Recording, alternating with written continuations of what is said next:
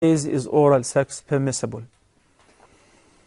It is awful, it is disgusting, it is not acceptable, but when it comes to the word halal or haram, we have to find a reference.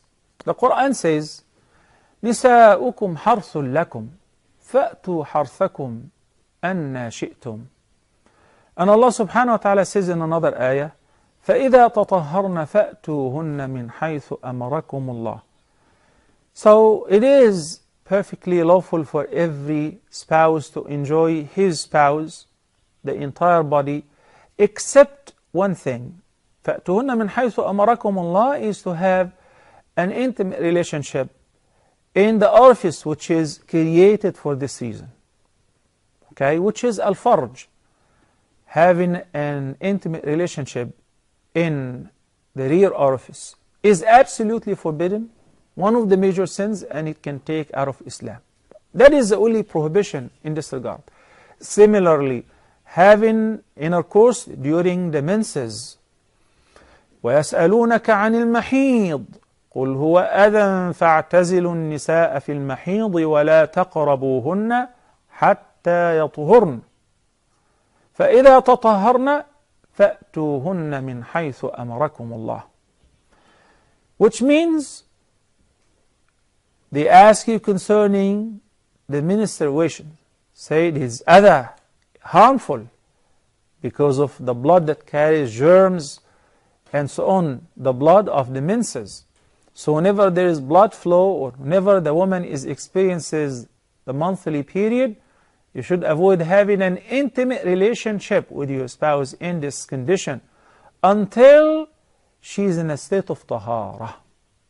And after the tahara, ائتُهُنَّ مِنْ حَيْثُ أَمَرَكُمُ اللَّهُ, embrace them wheresoever Allah allowed you to embrace, as I mentioned earlier.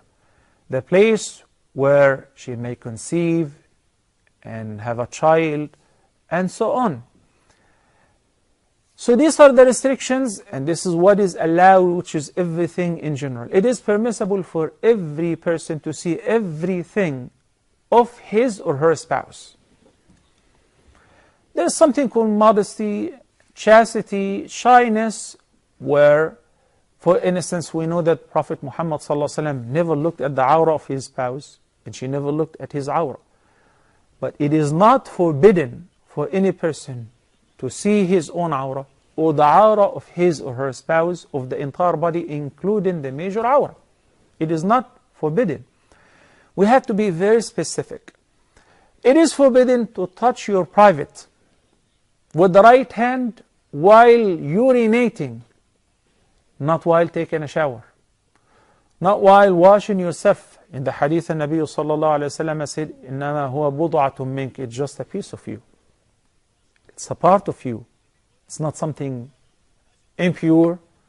But one hadith requires that if you touch your private with your palm, then you have to make wudu. Another hadith says it's just a piece of you. So a combination of that indicates it is permissible to touch your body and your private as long as you're not touching your private while urinating or answering the call of nature with the right hand. Okay? So which means that doesn't apply to touching the private of the other. I know that this is a very sensitive subject, but you cannot imagine how many questions we get in this regard. I cannot bury my head in the sand and say and act blind and neglect it, because these questions are from the youth.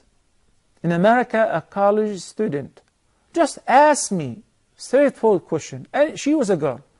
Is oral sex halal or haram? It is easy to say haram. Can you support that with a proof?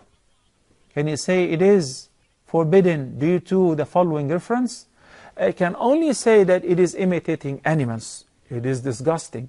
It is a place of impurity. It is a place of answering the call of nature. How can you put your tongue in your mouth there? Right? And that's why it's disgusting. Okay? It should be avoided because unfortunately this is all imported from the West. Western societies who have tried everything. When they are done and finished with women and having even the worst kind of intimate relationship, which is forbidden and it leads to kufr, okay, they went to have sexual relations with the same gender, homosexuality.